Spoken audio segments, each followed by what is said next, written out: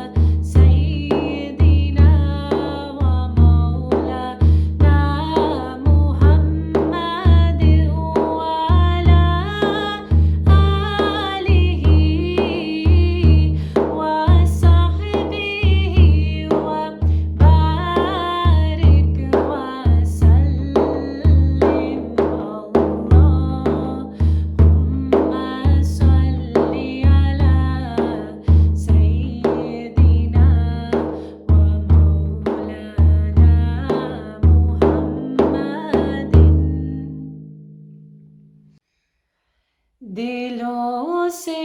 غم مٹاتا ہے محمد نام ایسا ہے، دلوں سے غم مٹاتا ہے محمد نام ایسا ہے، نگر اجڑے بساتا ہے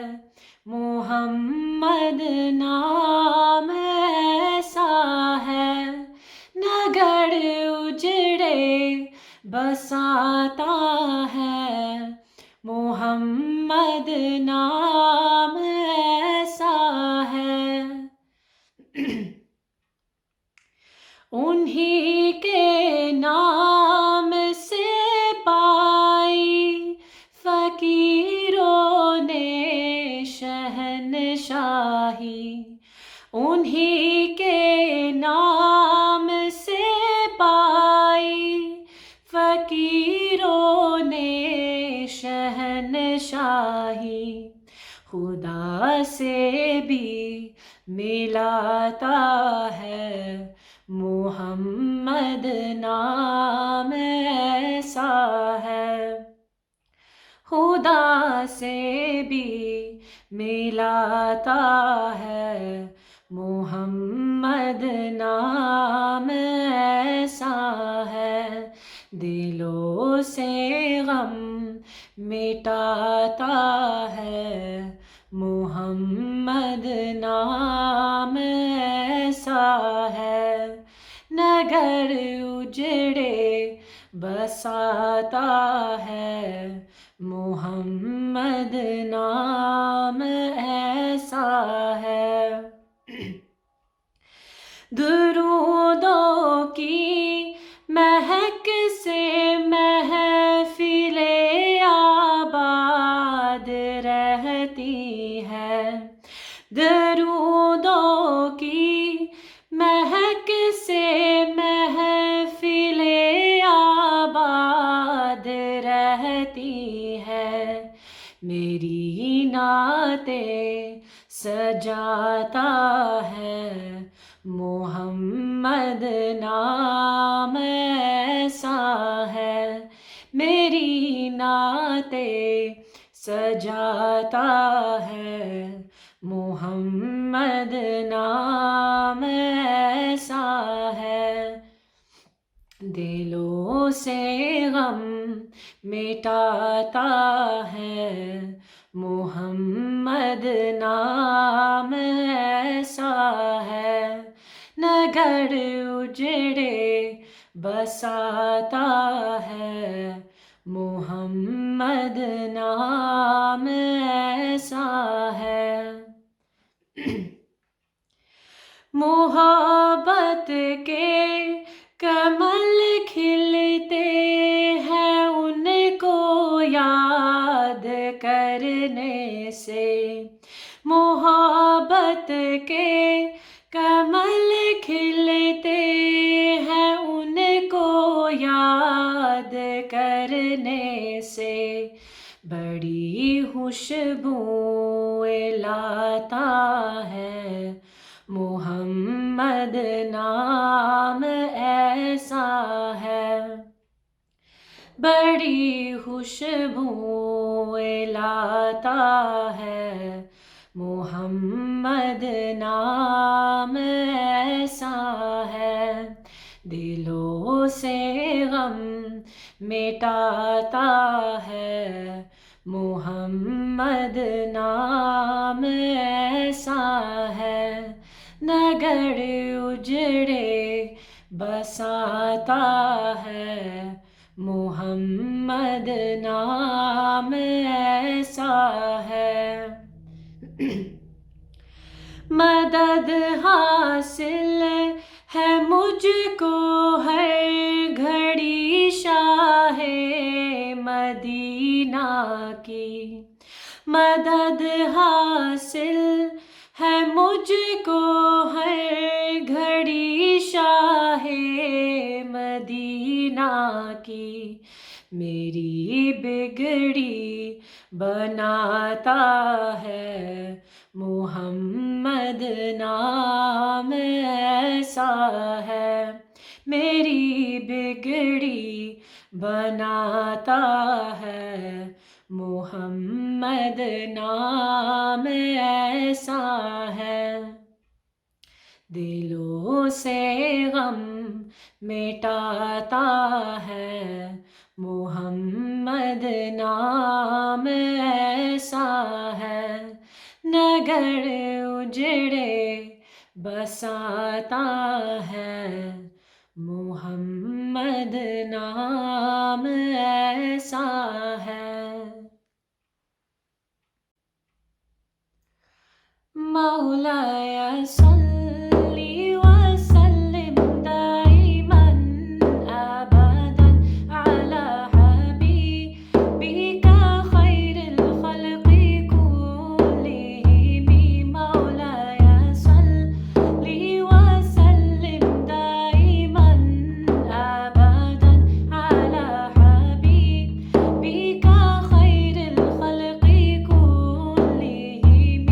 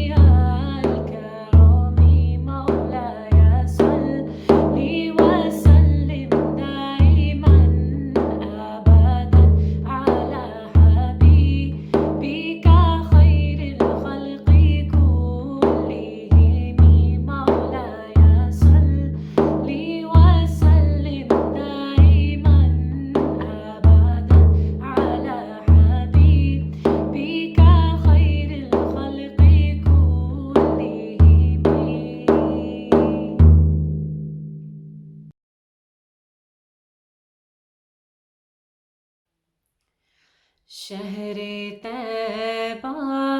تیرے بازار مہکتے ہوں گے،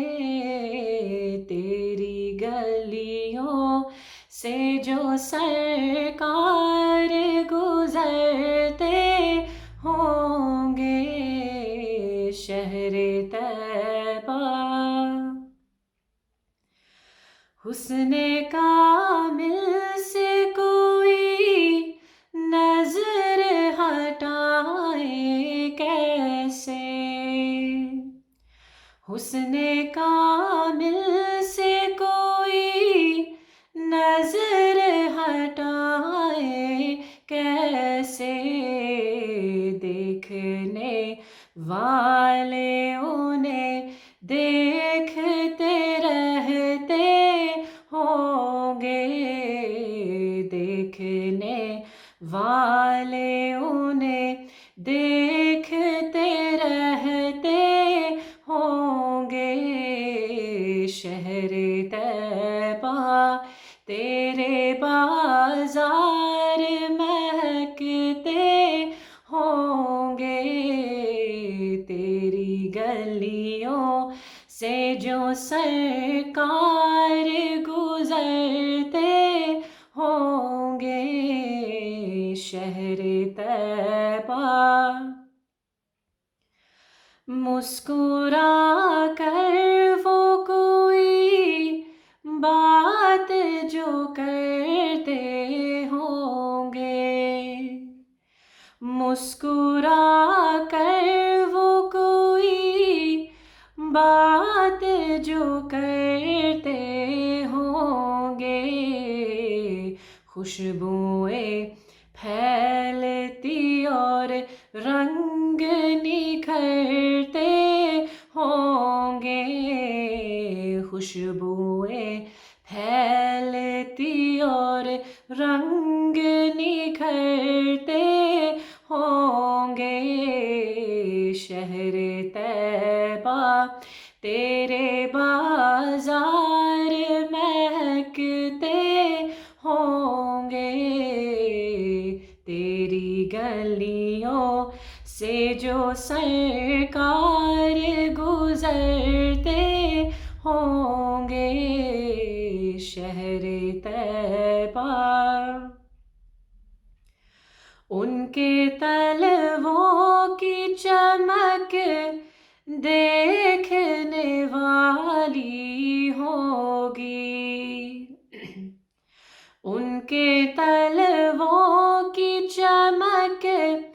دیکھنے والی ہوگی، ان کے قدموں سے جو نالین اترتے ہوں گے، ان کے قدموں سے جو نالین اترتے ہوں گے، شہر طیبہ تیرے بازار مہکتے ہوں گے، تیری گلیوں سے جو سرکار گزرتے ہوں گے، شہر طیبہ۔ جا کے جبریل نے پھر نظر اتاری ہوگی، جا کے جبریل نے پھر نظر اتاری ہوگی، ان کے کاندھوں میں جو حسنین چہکتے ہوں گے، ان کے کاندھوں میں جو حسنین چہکتے ہوں گے، شہر طیبہ تیرے بازار مہکتے ہوں گے، تیری گلیوں سے جو سرکار گزرتے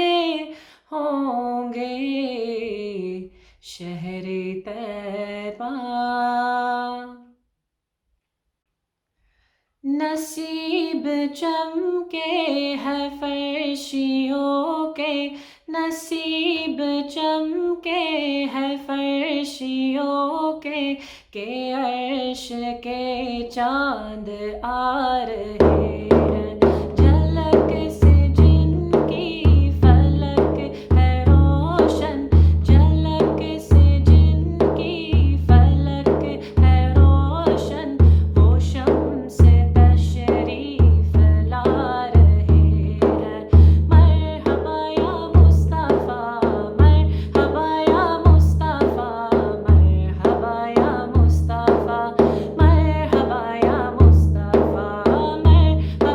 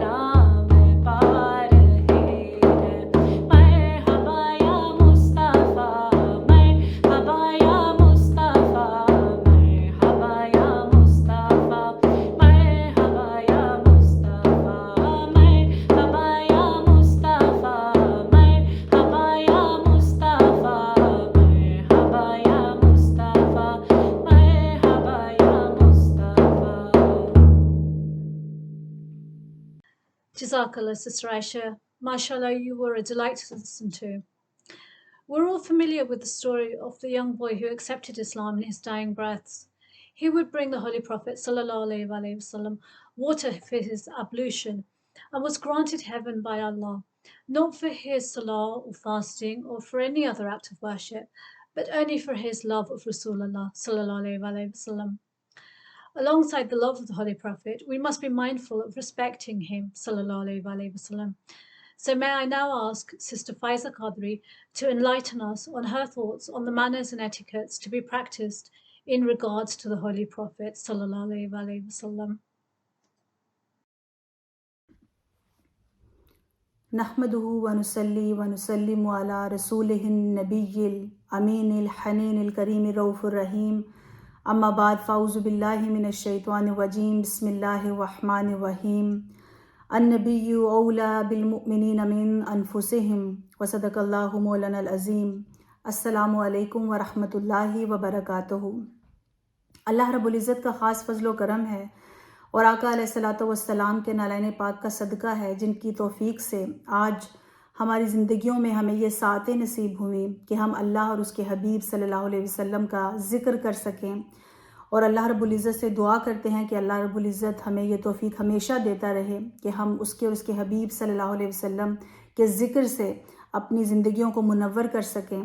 और अल्लाह का शुक्र इसलिए अदा करते हैं कि अल्लाह रब्बुल इज़्ज़त का वादा है कि लाइन शकरतुम लाज़ीदन्नकुम वलाइन कफ़रतुम इन्ना अज़ाबी लशदीद, कि अगर तुम मेरा शुक्र अदा करोगे तो मैं तुम्हें मज़ीद अता करूँगा, और अगर नाशुक्री करोगे तो जान लो कि मेरा अज़ाब बहुत शदीद है। तो हम अल्लाह का शुक्र अदा करते हैं और मिलादुन नबी सल्लल्लाहु अलैहि वसल्लम की जो अज़ीम साअतें हमें मिली हैं, हम उस पर भी अल्लाह का बहुत सदहा बार शुक्र अदा करते हैं। और मैं ख़ुसूसन शुक्रिया अदा करना चाहूँगी बाजी नसरीन साहिबा जो प्रेसिडेंट है Miraj Quran women league UK की, और उनकी पूरी टीम की, जिनके वसातत से हमेशा मुझे ये मौका मिलता है कि मैं आपसे गुफ्तगू कर सकूं और आका अलैहिस्सलातु वस्सलाम की मोहब्बत के जो चराग हैं हम उनको रोशन कर सकें।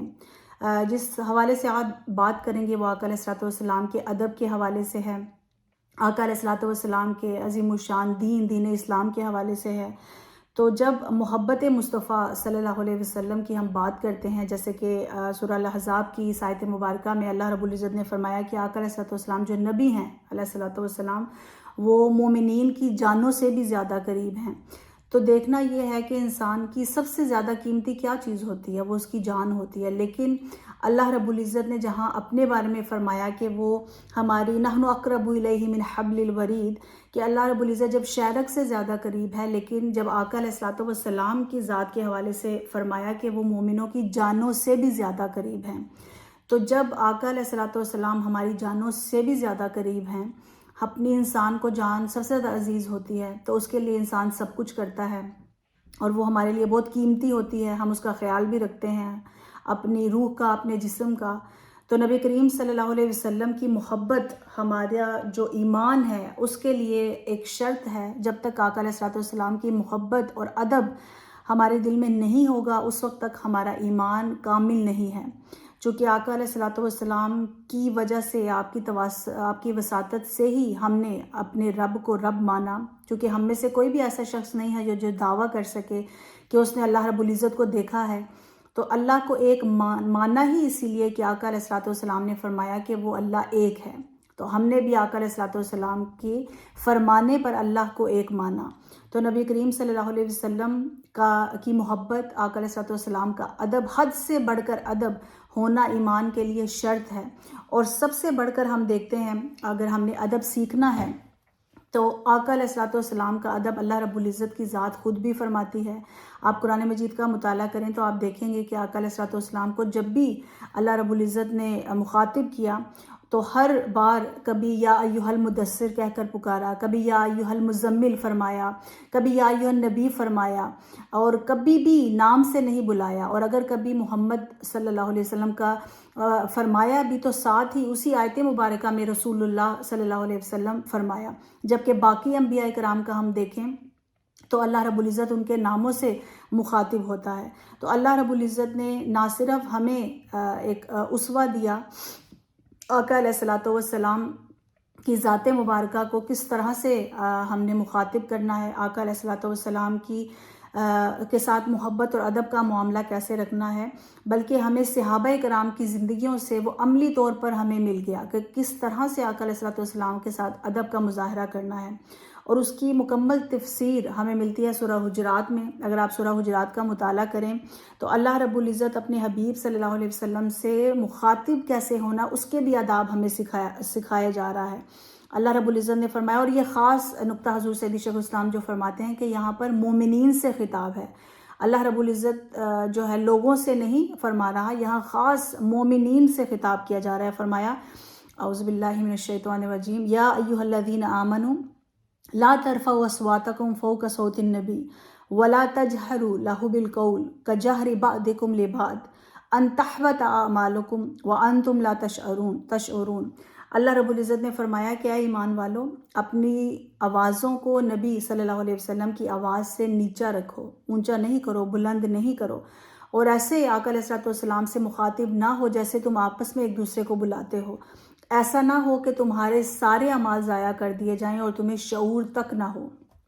اب اس آیت مبارکہ میں بہت واضح اللہ رب العزت نے فرما دیا، اور اس کی وجہ بھی ہے، ہم جانتے ہیں اس کی جو شان نزول بھی ہے۔ اس وقت چونکہ بہت سارے لوگ تھے، ہر طرح کے لوگ تھے، گاؤں کے لوگ بھی آتے تھے جن کو اتنا شعور نہیں تھا کہ کس طرح سے ایٹیکیٹس نہیں تھے کہ کیسے مخاطب کرنا ہے، تو وہ معاذ اللہ آقا علیہ السلام کو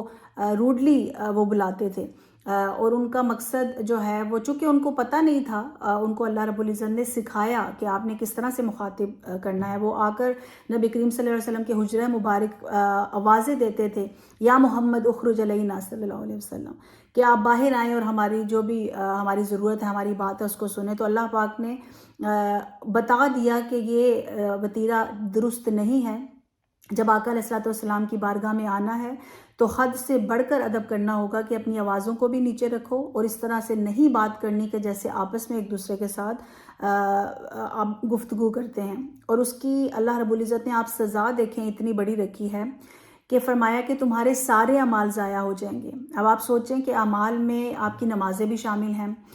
نماز میں آپ کے اعمال میں آپ کے روزے بھی شامل ہیں، حج بھی شامل ہیں، آپ کا ذکر اذکار بھی شامل ہے، جتنی آپ نے عبادات کی ہیں اللہ پاک نے فرمایا کہ سارے اعمال اس غارت ہو جائیں گے۔ کوئی اس میں سے شرط نہیں رکھی کہ آپ کی کچھ چیزیں رہ جائیں گی، نہیں، یعنی معاذ اللہ گستاخی نبی کریم صلی اللہ علیہ وسلم کی ذات مبارکہ میں کرنے کا اس قدر بڑا،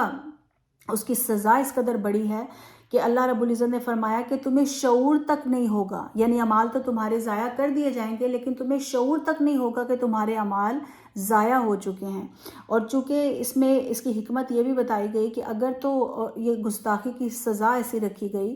کہ اگر تو انسان کو شعور ہو جائے تو انسان اللہ کی بارگاہ میں معافی کی طلبگار ہوتا ہے، اور معافی مانگتا ہے تو اللہ رب العزت اپنی رحمت سے اس کو معاف کر دیتا ہے۔ لیکن گستاخی رسول صلی اللہ علیہ وسلم کی اللہ پاک نے اتنی بھی گنجائش نہ رکھی کہ اس کو اللہ پاک شعور دے کہ وہ معافی مانگ سکے۔ تو یہ کڑی سے کڑی سزا دی گئی کہ انسان اگر پوری زندگی بھی اپنی عبادات کر لے، ریاضات کر لے، نیک اعمال کر لے، نوافل کی حد تک عبادات کو زیادہ اکٹھا کر لے، لیکن اللہ رب العزت وہ سارے اعمال اس کے ضائع کر دے گا۔ کیوں؟ اس لیے کہ اس نے آقا علیہ الصلوۃ والسلام کی بارگاہ کا ادب ملحوظ خاطر نہیں رکھا۔ اور ہم صحابہ کرام کی زندگیوں سے دیکھتے ہیں کہ آپ نے کس طرح سے حق ادا کیا آقا علیہ الصلوۃ والسلام کے ساتھ ادب کا۔ اور جب ایک سورہ حجرات میں بھی آیات مبارکہ ہیں جس سے تفصیل سے اگر آپ اس کی تفسیر پڑھیں تو آپ کو علم ہوگا کہ اللہ پاک کیسے ایک چھوٹی چھوٹی چیزوں کے حوالے سے بھی فرما رہا ہے۔ اور پورے قرآن مجید میں اللہ پاک نے بہت ڈفرنٹ مقامات پر اللہ رب العزت نے فرمایا کہ آقا علیہ الصلوۃ والسلام حیا فرماتے ہیں، جیسے کچھ صحابہ بیٹھ جایا کرتے تھے بعد میں، اب آقا علیہ الصلوۃ والسلام حیا فرماتے تھے کہ ان کو کہیں کہ آپ اٹھ کر چلے جائیں، تو اللہ پاک نے فرمایا کہ میں حیا نہیں کرتا۔ اللہ پاک نے فرمایا کہ تم ایسے جب کھانا کھا لو، آقا علیہ الصلوۃ والسلام اگر دعوت دیں تو وہاں بیٹھ نہیں جایا کرو بلکہ اٹھ کے چلے جایا کرو، کیونکہ یہ چیز آقا علیہ الصلوۃ والسلام کو تکلیف دیتی ہے۔ اور آپ دیکھیں جو اللہ رب العزت ایٹیکیٹس سکھا رہا ہے، جو ادب سکھائے جا رہے ہیں آقا علیہ الصلوۃ والسلام کی بارگاہ میں کرنے کے، اس سے ہمیں کس قدر تربیت اور تعلیم دی جا رہی ہے کہ ہمارے لیے بتایا جا رہا ہے کہ اگر ہم کسی کے گھر مہمان جائیں تو جو ہوسٹ ہے ایسی نوبت نہ آئے کہ ان کو کہنا پڑے ہمیں کہ آپ اٹھ جائیں، جب آپ کی دعوت پوری ہو جائے آپ بیٹھیں اور پھر آپ ان سے اجازت لے کر چلے جائیں۔ تو یہ ہمارے لیے ایک آقا علیہ السلام کی سنت مبارکہ سے ہمارے لیے ایک لیسن ہے، اور یہ بھی بتایا گیا کہ کس طرح سے اگر آپ سے ایلڈرلی ہیں تو ان سے کس طرح سے آپ نے مخاطب ہونا ہے، آپ نے کس طرح سے بات کرنی ہے۔ اور احادیث مبارکہ میں صحیح بخاری میں، جامع ترمذی میں، بہت ساری سنن جو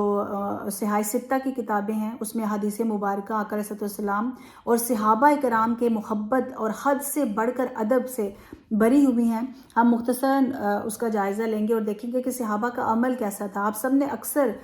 میلاد النبی صلی اللہ علیہ وسلم کے موقع پر، اور خصوصاً حضور سید شیخ الاسلام ڈاکٹر محمد طاہر القادری مدد اللہ العالی کے خطابات میں آپ نے بہت بار یہ سن چکے ہوں گے آپ یہ احادیث مبارکہ اور یہ واقعات، لیکن آپ جتنی بار بھی یہ سنتے ہیں ہمارا ایمان تازہ ہوتا ہے کہ صحابہ کہتے ہیں کہ آقا علیہ السلام کی بارگاہ میں اس طرح سے ہم بیٹھتے تھے کہ جیسے گویا کہ ہمارے سروں پر پرندے رکھے ہیں، کہ اگر ہم نے تھوڑا سا بھی اپنے سر کو ہلایا تو پرندے اڑ جائیں گے۔ مقصد اور مراد اس سے کیا تھا کہ وہ اس قدر اپنی نگاہیں جھکا کر اتنے ادب سے بیٹھتے تھے اور ہلتے نہیں تھے کہ آقا علیہ السلام کی بارگاہ میں معاذ اللہ کوئی گستاخی نہ ہو جائے، کیونکہ اللہ پاک نے آداب ہی اتنے زیادہ بتا دیے تھے۔ یہاں تک فرما دیا کہ اگر کوئی بات سمجھ نہ آئے تو آقا علیہ السلام کو یہ نہ کہو کہ ہمیں رعایت فرمائے، بلکہ یہ کہو کہ ہم پر نظر کرم فرمائے۔ بتایا جا رہا ہے کہ کس طرح سے نبی کریم صلی اللہ علیہ وسلم کی ذات مبارکہ سے مخاطب کیسے ہونا ہے، اور دیکھتے نہیں تھے صحابہ کرام، اس قدر ادب اور حیا تھی کہ اپنی آنکھوں کو جھکا کر رکھتے۔ یہی وجہ ہے کہ حضرت عمر بن العاص رضی اللہ تعالیٰ عنہ سے پوچھا گیا کہ آپ اگر آقا علیہ السلام کا حلیہ مبارک بیان فرمائیں، تو آپ نے فرمایا کہ آقا علیہ السلام مجھے اپنی جان سے بڑھ کر تھے، لیکن چونکہ میں نے کبھی آنکھ بھر کر ادب کی وجہ سے آقا علیہ السلام کو دیکھا نہیں تھا تو اس لیے وہ بیان نہیں فرما سکے۔ اور وضو اور غسل کا پانی آقا علیہ السلام کا ہم سب جانتے ہیں، حضور سید شیخ الاسلام کی کتاب ہے برکات مصطفیٰ صلی اللہ علیہ وسلم، آپ نے اس کا مطالعہ کیا ہوگا۔ برکات میں آتا ہے کہ کس طرح سے آقا علیہ السلام جب وضو فرماتے تو صحابہ کرام وضو کا پانی نیچے گرنے نہیں دیتے تھے، بلکہ اپنے ہاتھوں پر لے کر اپنے جسم پر مل لیا کرتے تھے، اور اگر کسی کو نہیں ملتا تو دوسرے شخص کے ہاتھوں سے مس کر کے تو وہ اپنے جسم پر لگایا کرتے تھے۔ جب آقا علیہ السلام اپنے بال مبارک جو ہے، موئے مبارک جب آقا علیہ السلام ان کو کٹواتے تھے جب، تو آقا علیہ السلام جب حجامت فرماتے تو اس وقت ایک بھی موئے مبارک صحابہ کرام نیچے گرنے نہیں دیتے تھے، بلکہ اپنے ہاتھوں میں لے لیتے تھے۔ اور ہم سب جانتے ہیں کہ حضرت خالد بن ولید رضی اللہ تعالیٰ عنہ کی جو فتح ہوئی اور جو آپ کی کامیابی تھی، اس کا راز ہی یہی تھا کہ آپ نے اپنے ٹوپی میں آقا علیہ السلام کے موئے مبارک آپ رکھا کرتے تھے۔ تو یہ ادب تھا صحابہ کرام کا۔ حضرت سیدنا عباس رضی اللہ تعالیٰ عنہ کی بہت خوبصورت آپ کی حدیث مبارکہ، جس میں آپ نے پوچھا گیا آپ سے، چونکہ آپ کے چچا تھے، یقیناً عمر میں بڑے تھے، آپ اب ادب کا آپ دیکھیں کہ کس قدر لحاظ اور خیال رکھتے تھے کہ کون سے الفاظ بولے جا رہے ہیں۔ تو آپ سے پوچھا گیا کہ عمر میں آپ بڑے ہیں یا حضور بڑے ہیں صلی اللہ علیہ وسلم؟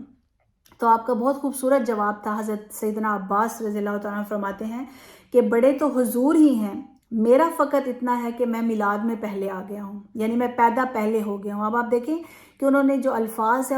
اس کا چناؤ کیسے کیا۔ اگر وہ یہ فرماتے کہ وہ عمر میں بڑے ہیں تو اس میں کوئی قباحت نہیں تھی، کوئی گناہ نہیں تھا، اس میں از روئے شرع کوئی اس میں حرج نہیں تھا، لیکن آپ نے ادب کا اس قدر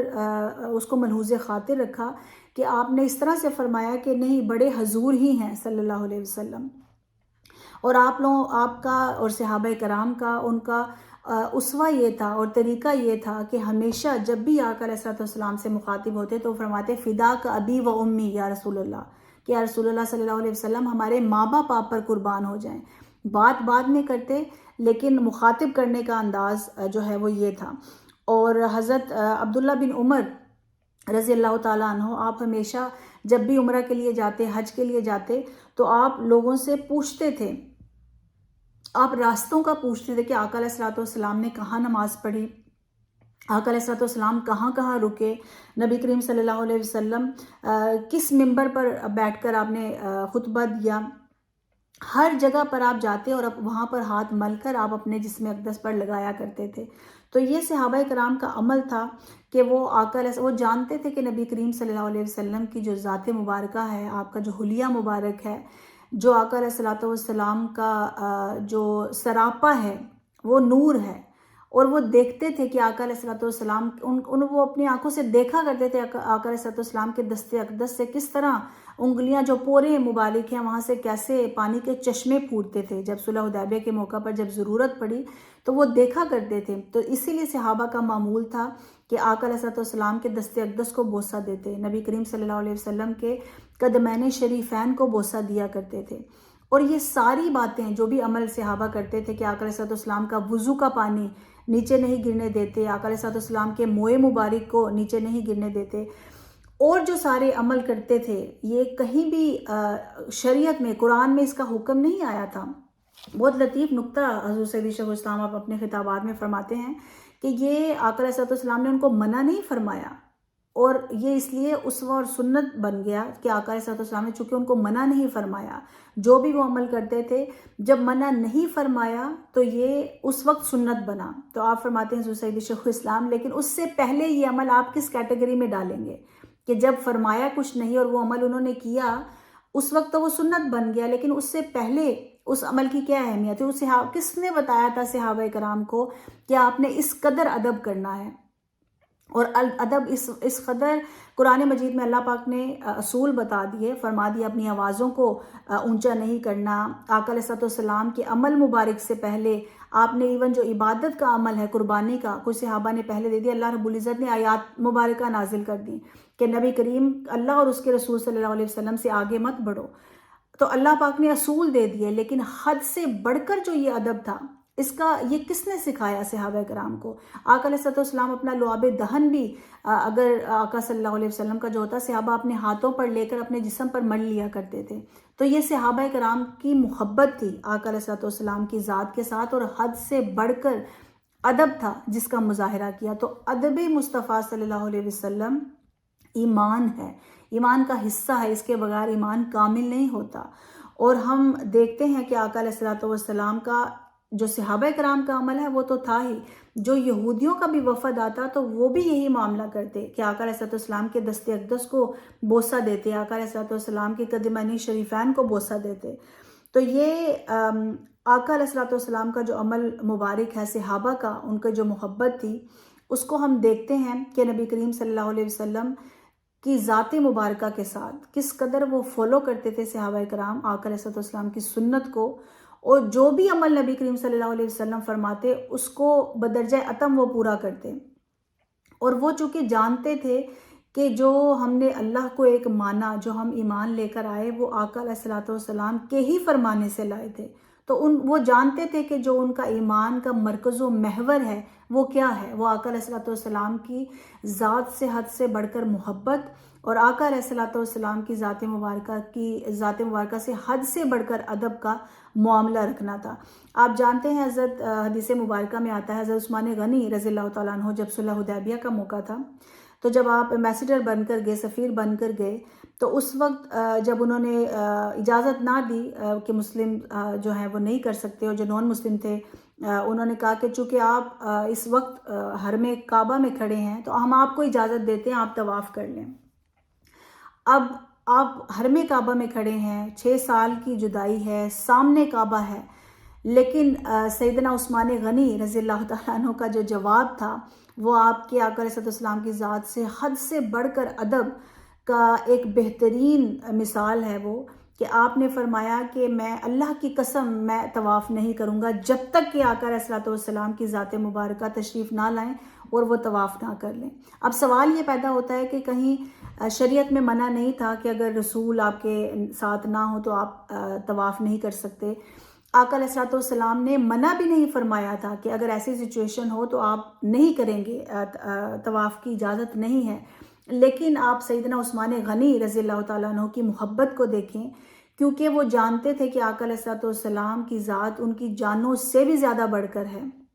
تو آپ نے فرمایا، آپ نے انکار کر دیا اور آپ نے طواف نہیں کیا۔ یہی وہ جذبہ تھا، یہی وہ ادب تھا جو سیدنا عمر فاروق رضی اللہ تعالیٰ عنہ کی ذات گرامی میں ہمیں نظر آتا ہے۔ آج ہم جاتے ہیں عمرہ کرنے، طواف کرتے ہیں اور ہم حجر اسود کا بوسہ لیتے ہیں ہمارے گناہوں کی معافی ہو۔ حضرت عمر رضی اللہ تعالیٰ عنہ کی شان دیکھیں اور آپ کا تعلق دیکھیں ایمان کا اور محبت کا۔ جب چونکہ آپ جانتے ہیں کہ پہلے تو ان کا عمل ہی یہی تھا، جب نان مسلم تھے تو وہ لوگ کفار مشرکین بتوں کی پوجا کرتے تھے، اپنے ہاتھ سے بت پتھر بناتے تھے اور ان کی تو زندگیاں ایسے گزری تھیں۔ تو آقا علیہ الصلوۃ والسلام نے جو رخ پھیرا ادھر تو آپ کی ذات کا جو نقطہ نظر تھا وہ بدل گیا، اور آپ فرماتے تھے جب بھی حجر اسود کو بوسہ لیتے، فرماتے اے حجر اسود تو ایک پتھر ہے۔ آپ ان کا نظریہ دیکھیں، آپ فرماتے ہیں حجر اسود تو فقط ایک پتھر ہے، میں اس لیے بوسہ دیتا ہوں کیونکہ میں نے اپنی آنکھوں سے آقا علیہ الصلوۃ والسلام کے لب مبارک تجھے لگتے ہوئے دیکھے ہیں۔ یعنی ان کی نسبت بھی حجر اسود کی جو برکت ہے، جو اس کی عظمت ہے، وہ آقا علیہ الصلوۃ والسلام کے لب مبارک کی وجہ سے وہ ہمیں بتایا جا رہا ہے کہ وہ کیوں اس کی اہمیت ہے۔ تو صحابہ کرام کا نقطۂ نظر یہ تھا، آپ کا عمل مبارک یہ ہوتا تھا۔ تو ان کی تو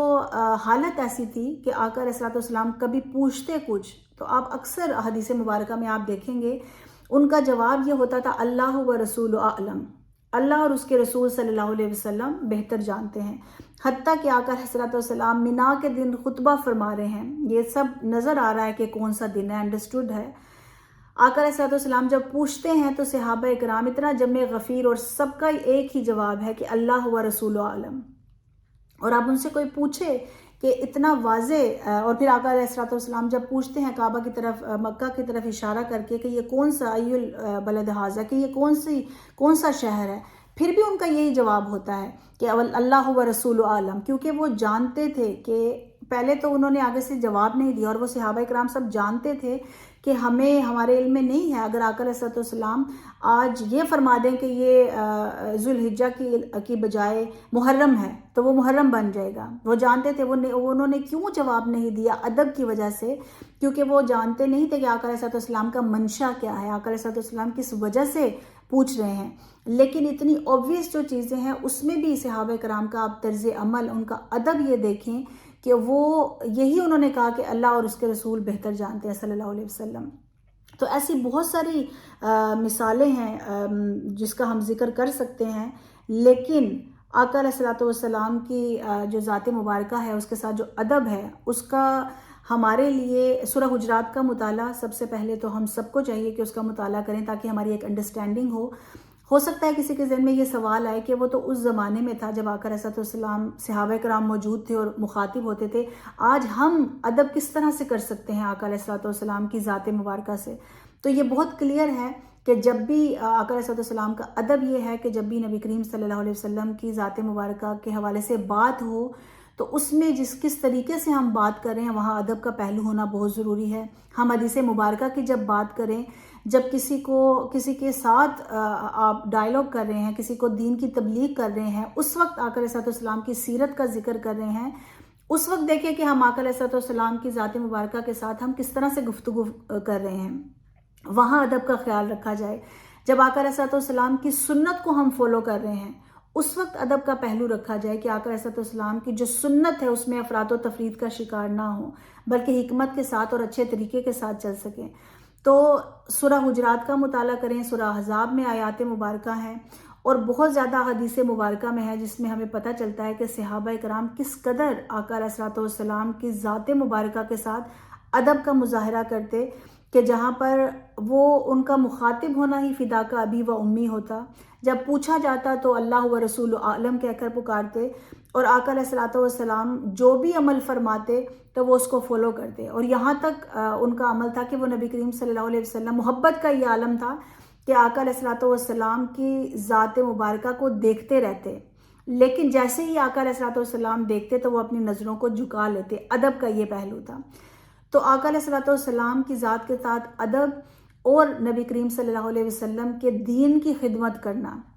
یہ دونوں چیزیں بہت ریلیٹڈ ہیں، چونکہ اگر ہمیں آقا علیہ الصلوۃ والسلام کی ذات مبارکہ کا ادب ہے تو اس ذات کے ادب کی وجہ سے ہم آقا علیہ الصلوۃ والسلام کے دین کی مدد بھی کریں گے۔ اب دین کی مدد کرنا اور آقا علیہ الصلوۃ والسلام کا ادب، یہ دونوں ایمان کے لیے شرائط ہیں، اور یہ ہم سب کے لیے ہے ہر وہ بہن، ہر وہ سسٹر جو کسی بھی تحریک کے ساتھ جس کا تعلق ہے، ہم چونکہ منہاج القرآن کے ساتھ ہیں تو ہم دعوت دیتے ہیں کہ آپ منہاج القرآن ویمن لیگ کا حصہ بنیں، منہاج سسٹرز ہیں، اور جو بھی آپ منہاج ویلفیئر فاؤنڈیشن ہے، جو بھی دین کے لیے کام کر رہے ہیں، جو بھی آقا علیہ الصلوۃ والسلام کی محبت اور ادب کا یہ کرائٹیریا آپ کے لیے ایک حضور صلی اللہ علیہ وسلم سامنے رکھ دیا ہے، بہت ہائی کرائٹیریا، کہ اگر جو بھی ایسا کر رہے ہیں تو آپ اپنے آپ کو ان کے ساتھ نسبت میں آ جائیں تاکہ دین کے لیے خدمت کر سکیں. تبھی ہمارا ایمان کامل ہوگا، تبھی ہم آقا علیہ الصلوۃ والسلام کی ذات مبارکہ کے ساتھ اپنے تعلق کو جسٹیفائی کر سکیں گے، اور ہم کہہ سکیں گے کہ ہم آقا علیہ الصلوۃ والسلام سے حد سے بڑھ کر محبت اور آقا علیہ الصلوۃ والسلام کی ذات سے حد سے بڑھ کر ہم ادب کرتے ہیں.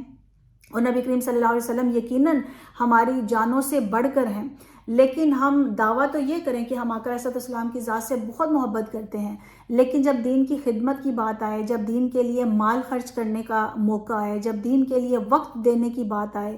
جب دین کے لیے اپنی صلاحیتیں دینے کی بات آئے، تو اس وقت ہم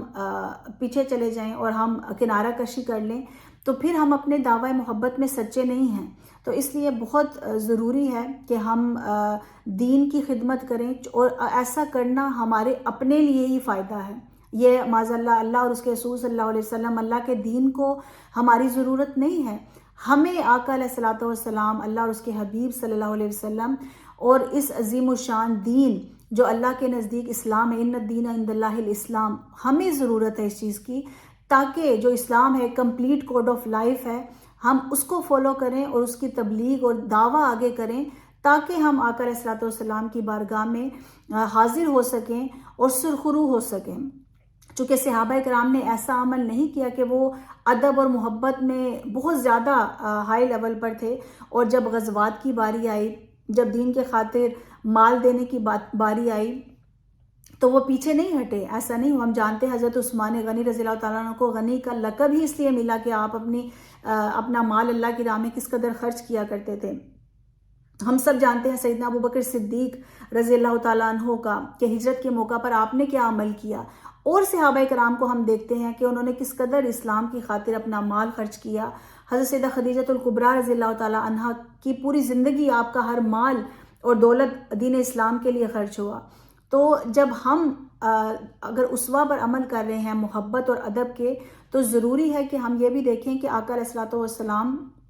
کے جو صحابہ کرام تھے انہوں نے دین کے لیے کتنی خدمت کی. تو ہم ہر شخص دین کی خدمت کر سکتا ہے. ایسا نہیں ہے، آپ یہ نہ سوچیں کہ اگر ہمارے پاس دولت نہیں ہے، ہمارے پاس مال نہیں ہے تو ہم کیسے دین کی خدمت کریں گے. جتنا بھی اللہ رب العزت نے آپ کو دیا ہے، اگر آپ تھوڑا سا بھی دیتے ہیں اللہ کی بارگاہ میں، وہ بہت بڑھ کر، بہت زیادہ بڑھ کر قبول ہوگا، کیونکہ آپ نے اپنی تنگی میں اللہ کی راہ میں آپ نے دیا ہے، تو اللہ پاک اس کا بہت اجر دیتا ہے. اگر آپ وقت دے سکتے ہیں، اللہ پاک نے آپ کو وقت کی فراغی دی ہے تو آپ اپنا وقت دیں. اگر آپ اللہ رب العزت نے آپ کو صلاحیت دی ہے کوئی، تو اپنی صلاحیتوں کا استعمال کریں، لوگوں کو تعلیم دیں، تدریس کا عمل کریں. جیسے منہاج القرآن ویمن لیگ UK میں بہت سارے ہمارے ڈیفرنٹ پروجیکٹس الحمدللہ تعالی ہوتے ہیں، جس میں لوگوں کو تجوید سکھائی جاتی ہے، قرآن سکھایا جاتا ہے، تفسیر سکھائی جاتی ہے، ٹیچنگز آف اسلام جو ہے اس کے حوالے سے بتایا جاتا ہے، تعلیم و تربیت کا عمل ہوتا ہے. ہماری جو روح اس کی بالغی کے لیے ذکر و اذکار کی محافل ہوتی ہیں، گوشہ درود کی محفلیں سجائی جاتی ہیں. تو کسی بھی جو بھی آپ کا رغبت ہے، جس چیز میں بھی آپ چاہتے ہیں، آپ سمجھتے ہیں کہ میرے اس عمل سے دین کو فائدہ ملے گا اور میری خود آخرت اس سے سنورے گی، تو آپ یقیناً اس کا حصہ بنیں. چونکہ جب آپ ایک جماعت کا حصہ بنتے ہیں، جب آپ ایک تحریک کا حصہ بنتے ہیں، تو اس وقت اللہ رب العزت جو برکتیں ہیں وہ بہت آپ کی ڈبل ہو جاتی ہیں، ڈبل ٹرپل ہو جاتی ہیں. چونکہ اگر نارملی کوئی عمل کرتا ہے تو اللہ پاک کا وعدہ اللہ رب العزت 10 گنا تو دیتا ہے، کہ جو بھی اللہ رب العزت کے من جاء بالحسنہ فلہ عشر امثالہا، کوئی بھی اچھی نیکی لے کر آتا ہے اللہ رب العزت 10 نیکیاں تو دیتا ہی ہے. لیکن اگر آپ سوچیں اور اس سے بڑھ کر، کہیں بڑھ کر اللہ پاک نیکیاں عطا فرماتا ہے. تو ادب رسول صلی اللہ علیہ وسلم اور محبت رسول صلی اللہ علیہ وسلم کا اگر ہم دعویٰ کرتے ہیں اور دین کے لیے ہماری کوئی خدمت نہیں ہے، تو یہ ہمارے لیے لمحہ فکریہ ہے اور ہمارے سوچنے کی بات ہے کہ ہم کیا کر رہے ہیں، اور اسپیشلی ہم خواتین بحیثیت عورت کے، بحیثیت ایک ماں کے، ہم اپنی اولاد کی کیسی تربیت کریں؟ کیا ہم آقا علیہ الصلوۃ والسلام کی محبت اور ادب اپنی جو کمنگ جنریشن ہے ان تک پہنچا رہے ہیں؟ کیا ہم اپنی اولاد کو ادب مصطفیٰ صلی اللہ علیہ وسلم کا بتا رہے ہیں؟ کیا ہم ان کی ایسی تربیت کر رہے ہیں کہ وہ آگے جو دین ہے، ہماری جو دین کی دعوت ہے، اس کو آگے لے کر جانے کے قابل ہوں، یا ان کا ایٹ لیسٹ اتنا عمل ہو کہ وہ دین کے بارے میں تفکر کریں، وہ سوچیں اور اپنی جو ان کی صلاحیتیں ہیں ان کو بروئے کار لا کر وہ دین کی خدمت کر سکیں؟ چونکہ صحابہ کرام کی زندگیاں تو ہمیں یہی درس دیتی ہیں۔ آقا علیہ الصلوۃ والسلام کی سنت مبارکہ سے یہ ثابت ہوتا ہے کہ پوری زندگی دین کی تبلیغ کے لیے جو مسائل اٹھائے گئے، آقا علیہ الصلوۃ والسلام نے اپنا دندان مبارک تک شہید کروایا۔ آقا علیہ الصلوۃ والسلام نے کس قدر جو پریشانیاں اور مصیبتیں سہیں اپنی ذات پر، اپنی فیملی پر اور امت مسلمہ پر، جو اس وقت صحابہ کرام نے جو قربانیاں دی، ہمیں ان کو رائیگاں نہیں کرنا ہے۔ اور سب سے بڑی قربانی ہم جانتے ہیں محرم کے موقع پر جو سیدنا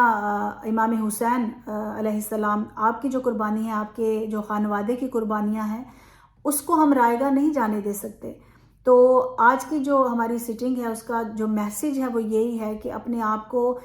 فارغ نہ رکھیں، کوشش کریں دین کے لیے۔ اور سب سے پہلے یہ نصیحت میں خود اپنے لیے رکھوں گی، اور پھر ہم جتنے بھی سننے والے ہیں ان سب کے لیے، ہم ایک دوسرے کو تذکیر کرواتے ہیں، یاد کرواتے ہیں، تاکہ ہمارے علم میں ہو کہ کس طرح سے ہم نے دین کا کام کرنا ہے۔ تو جو آقا علیہ الصلوۃ والسلام کا جو میلاد النبی صلی اللہ علیہ وسلم کا مہینہ، یہ بہترین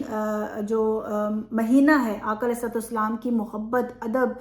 اور آقا علیہ الصلوۃ والسلام کی جو اتباع ہے اس کو اجاگر کرنے کا۔ آپ سب جانتے ہیں حضور سید شیخ الاسلام کی بہت ضخیم کتاب ہے یہ میلاد النبی صلی اللہ علیہ وسلم، اس کا آپ مطالعہ کر سکتے ہیں۔ آقا علیہ الصلوۃ والسلام کی محبت اور حلیہ مبارک کے حوالے سے، چونکہ ہمارے لیے ضروری ہے کہ جن سے ہم محبت کرتے ہیں ہمیں ہمارے علم میں ہونا چاہیے کہ آقا علیہ الصلوۃ والسلام کے رخسار مبارک کیسے تھے، آقا علیہ الصلوۃ والسلام کے چشمان مقدسہ کیسی تھیں، نبی کریم صلی اللہ علیہ وسلم کا دندان مبارک کیسے تھے، آقا علیہ الصلوۃ والسلام کس طرح سے گفتگو فرمایا کرتے۔ تو حضور سید شیخ الاسلام کی کتاب ہے حسن سراپائے رسول صلی اللہ علیہ وسلم، آقا علیہ الصلوۃ والسلام کے حلیہ مبارک کے حوالے سے کتاب ہے۔ اور ایسی بہت ساری کتب ہیں حضور سید شیخ الاسلام کی جو ہمارے لیے بہت خزانہ ہے ہمارے لیے، اور ہمارے ایمان کے اضافے کا باعث ہیں۔ تو جتنی بھی کوشش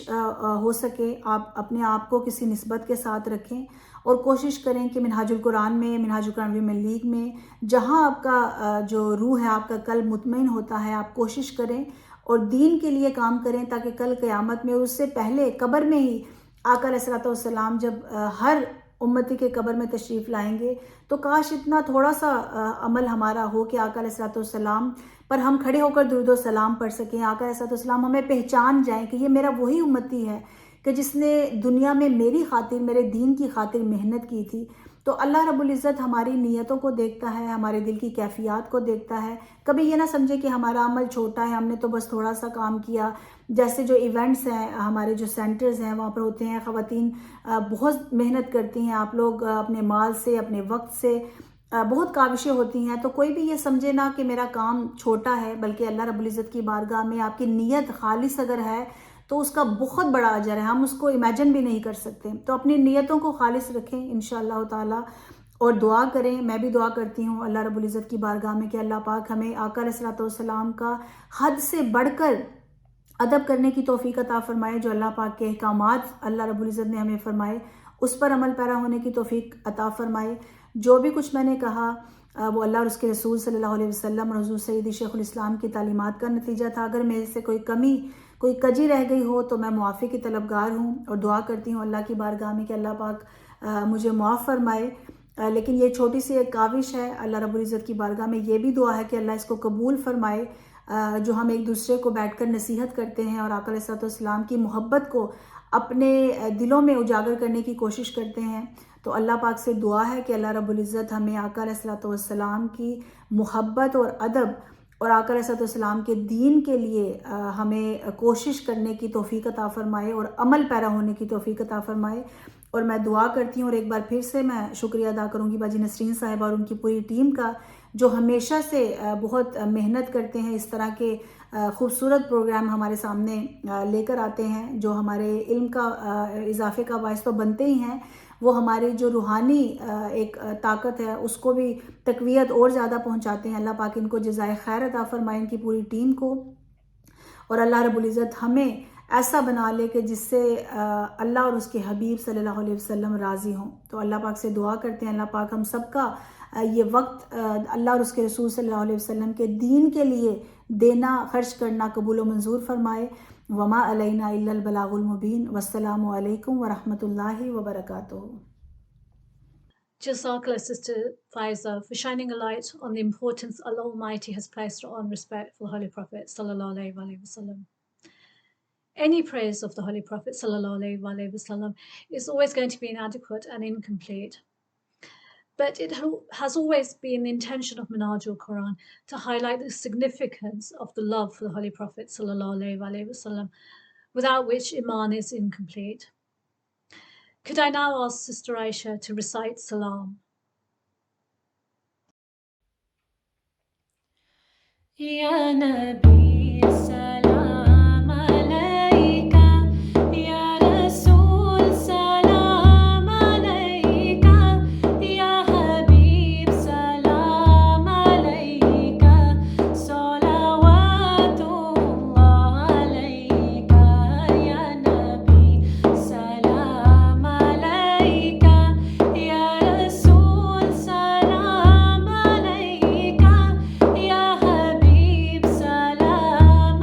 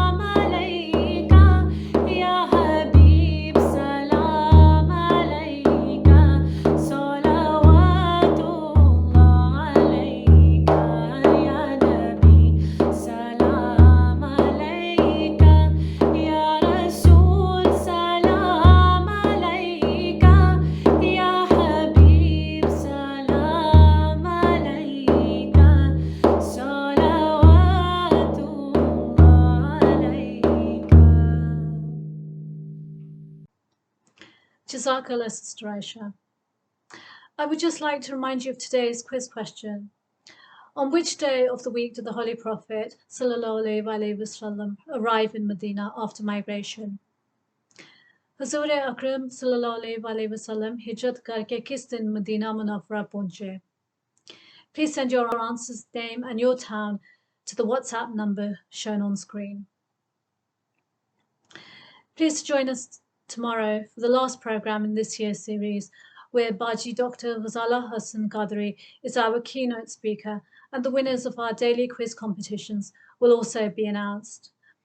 Thank you to all the participants and viewers. May Allah Almighty bless us with a heart full of love and respect and gratitude for the Holy Prophet. Sallallahu Alaihi Wasallam. Assalamu alaikum wa rahmatullahi wa barakatuhu.